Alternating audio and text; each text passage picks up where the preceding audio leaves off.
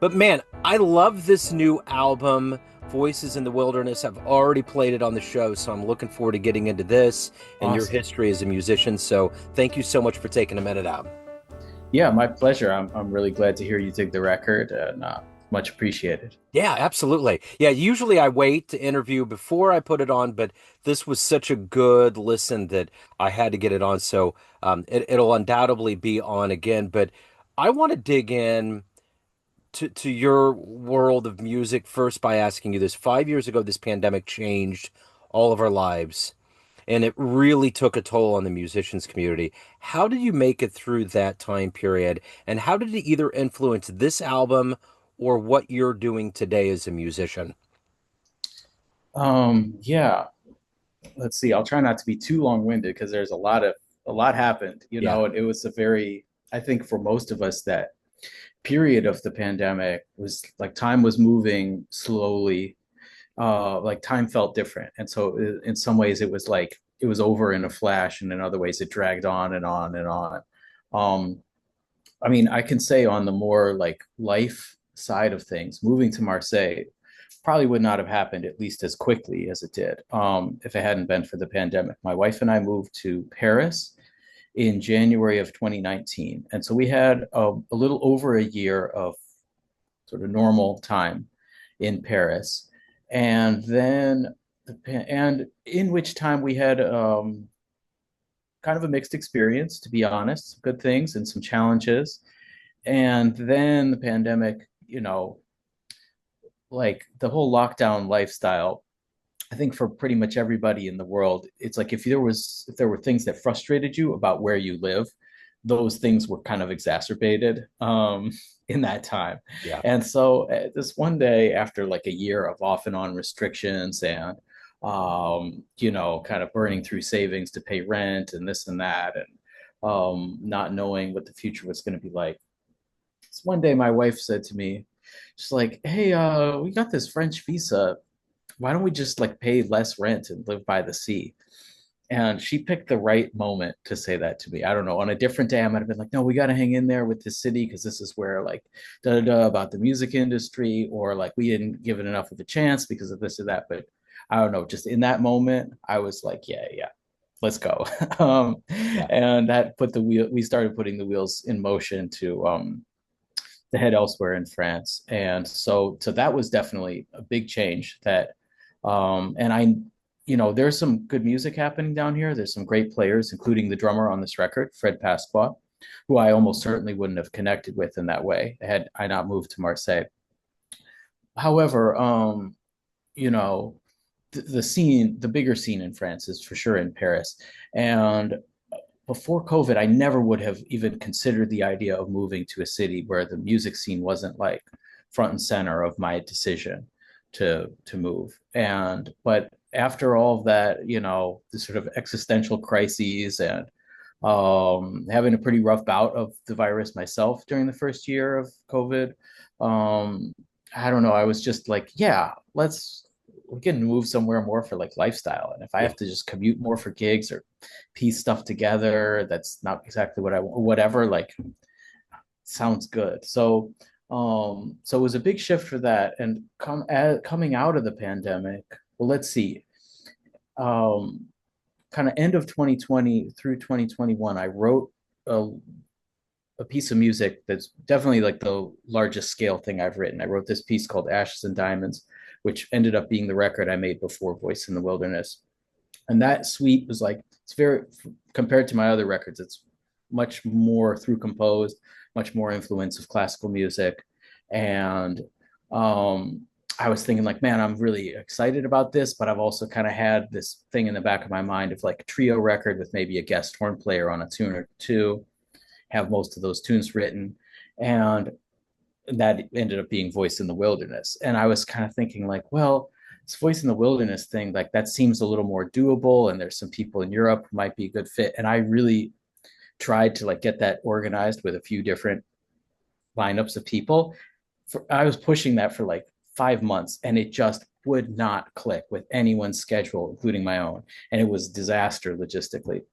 And so then I was like, well, maybe this thing that seems really daunting with like that's going to require a lot of rehearsals, and I want to use Greg Ward on alto, who lives in Chicago, and this and that. It's like I just kind of like took a little shot in the dark, like, hey, Greg, I'm going to be in Chicago in a few months. I got this really hard piece of music I wrote. Would you want to record it on one of these 2 weekends? And he's Yeah. like, yeah, I could do this one. And then everything clicked. And so I ended up making that record first.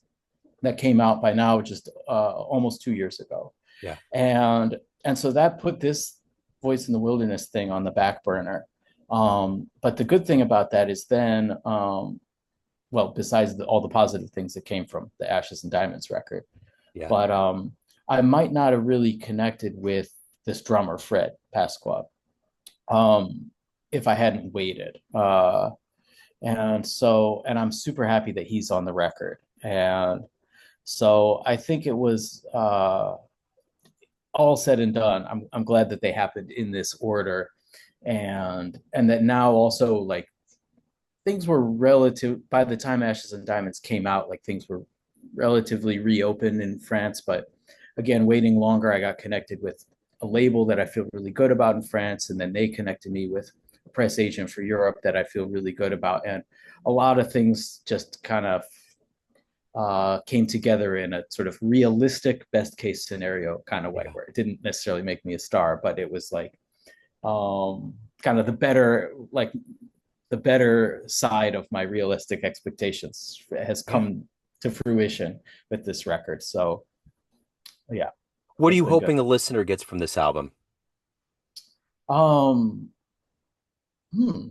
I'm hoping that they, whether they're listening to the whole record or just a track, I hope that they're just taken on a journey, that they have some kind of emotional experience. I also like, I'm really into movies, and I often get the feedback from people that my music is cinematic, or that they find themselves just like feeling like they're on some kind of journey where like they can see images connected to it.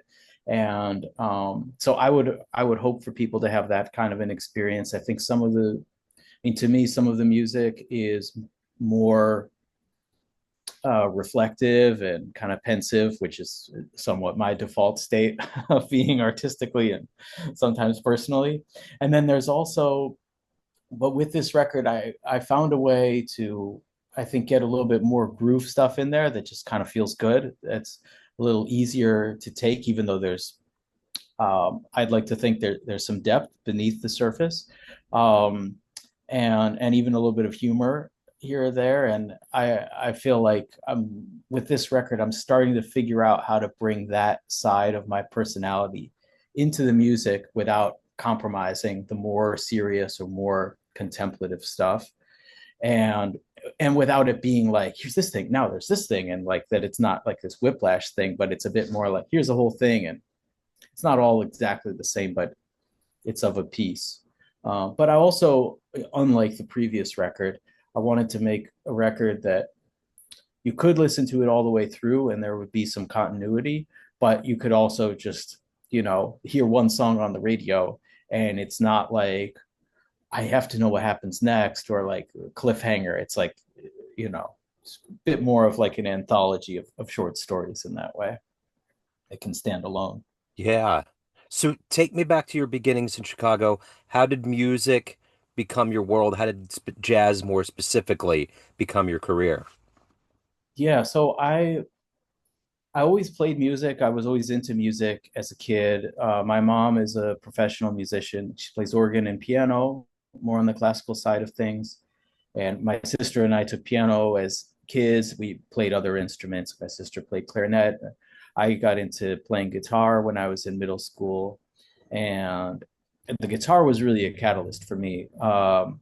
Where it got me at age like 13 or so, got me super excited about rock music, which I already liked, and trying to play rock music with my friends, and kind of helped me realize that like this super simple stuff I was trying to play on guitar, it's like I could actually kind of already do that on piano because I've been taking lessons for years.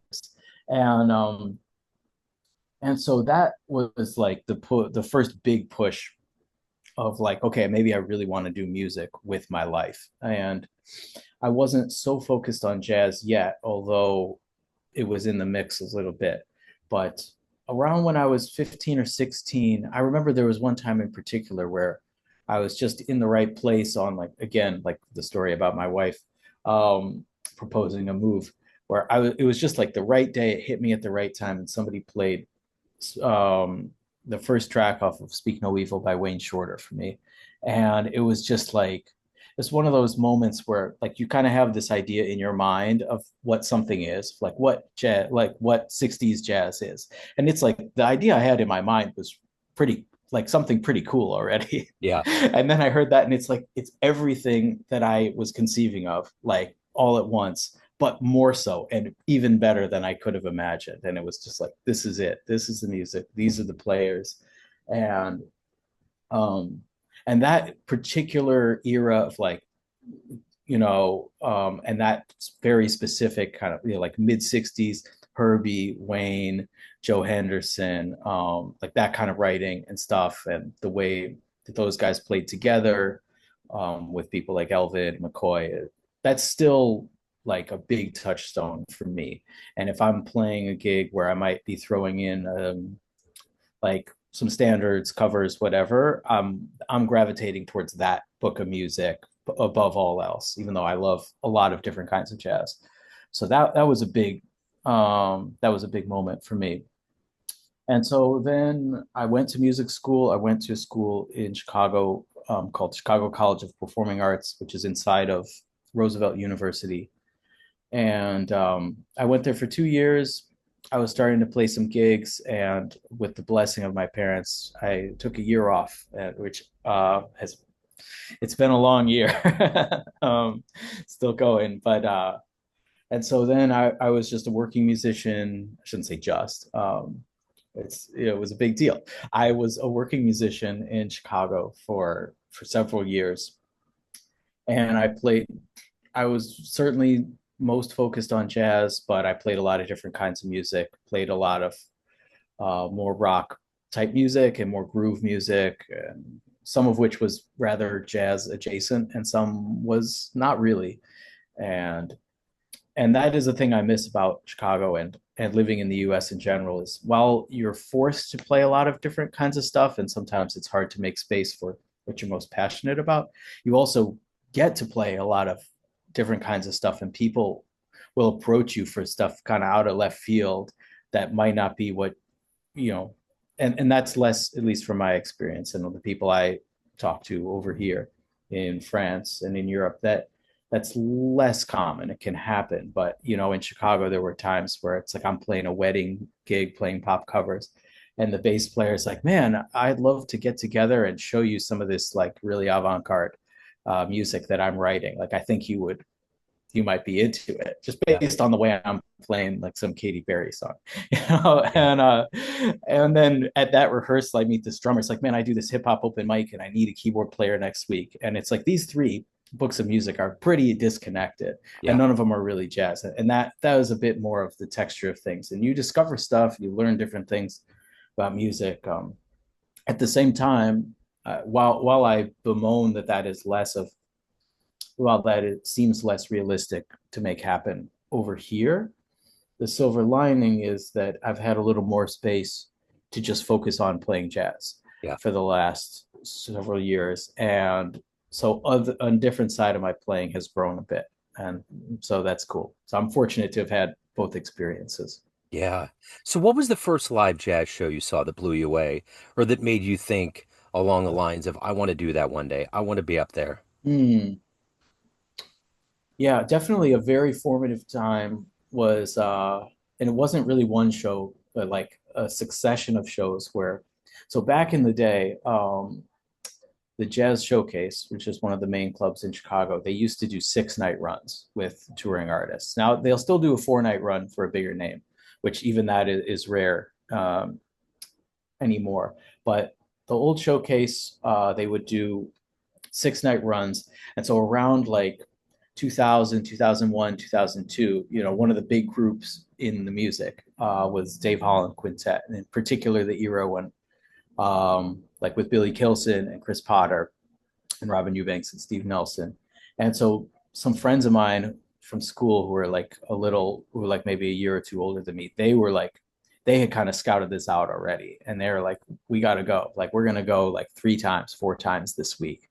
And it used to be a little looser with getting in with a chaperone where, like one person's dad could get like 7 kids in, which is like maybe a little like a little difficult to pull off anymore. And so we would just go, we would sometimes even just find strangers in line who were over 21, like get us into the club. Um, and the club was cool. They knew it was like, these are music students. They're going to buy a Coca-Cola. They're going to be a positive audience member, and future client. But that band, seeing those guys live, it was simultaneously like, I want more than anything to do this.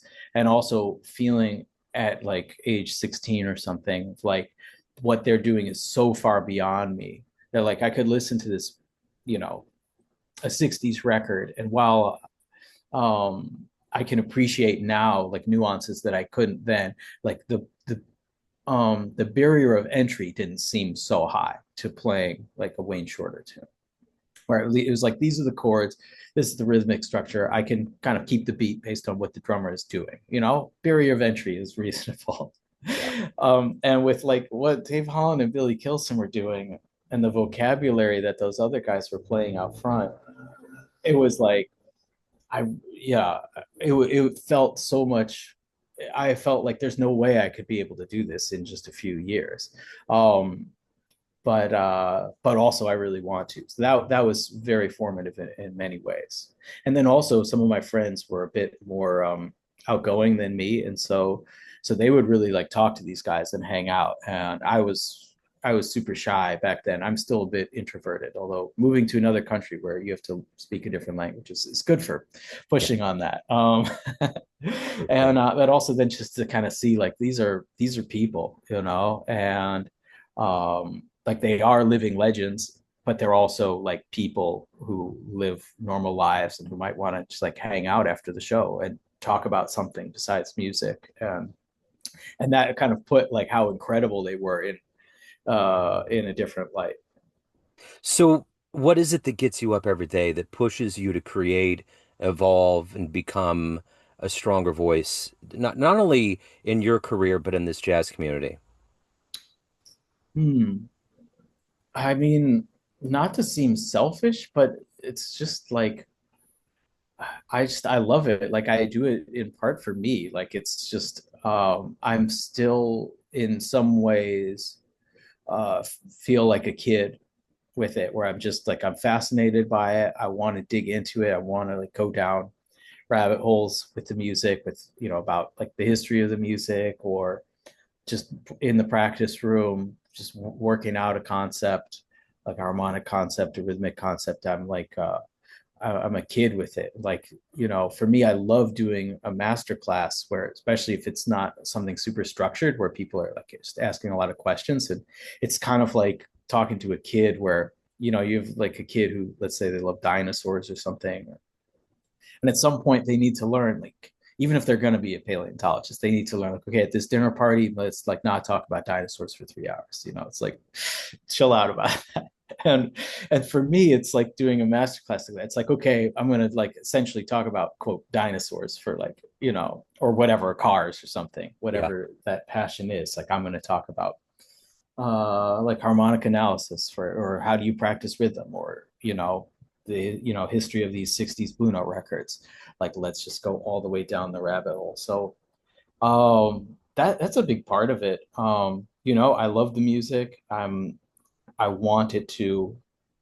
I also just, it's so inspiring to me to hear people, whether they're like, especially if it's friends who have a really personal and unique thing in their writing and their playing, and when those are connected, and that's very special. And so I strive to develop that in myself just more and more. And it's like, the better, as fun as music was when I was in high school, I don't know if I'm having more fun now, but there's like a different kind of fun you have with it when you're better at it. you know And so I want to I don't want to be complacent about it. Like I want to keep getting better because I am gonna like because I know that it's gonna be even more fun as I grow as an artist.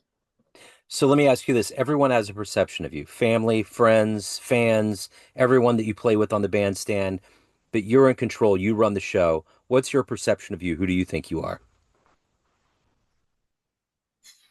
Oh, I don't know how to answer that. Like as an artist, as a person, as a Well, like. it's like all of us have different roles that we play in life. As a spouse, as a family guy, as a friend, when people see you on the bandstand, when people gig with you, there's all these different perceptions that people have. But as you being the driving force as to who you are, what is your perception of what you're putting out into the world and who you are? Hmm.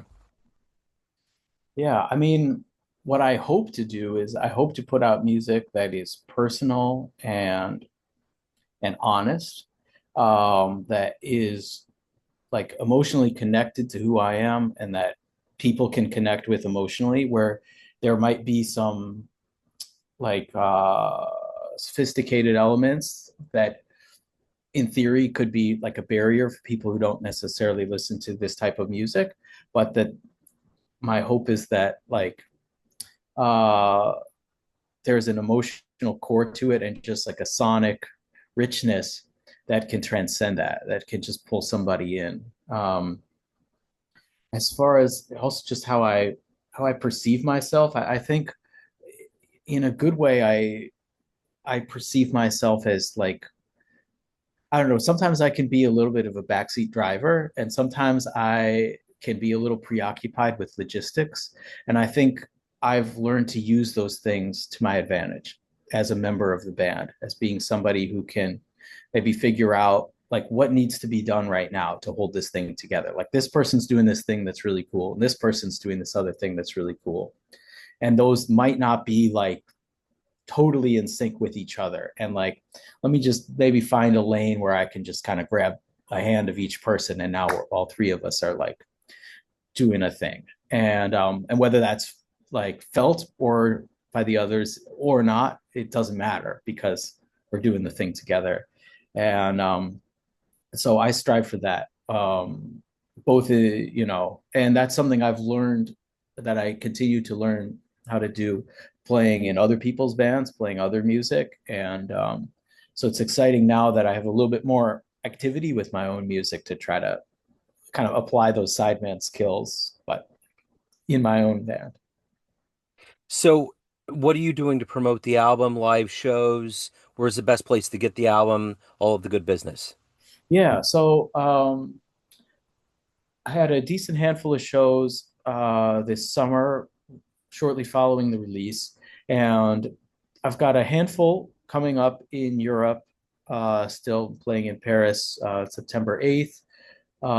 Couple things like Marseille and Spain, November, and then a couple more things in January. For the moment, I don't have anything on the books in the US, but I'm planning to be in the US for some other shows in February and again next summer. So quite optimistic something will be coming together.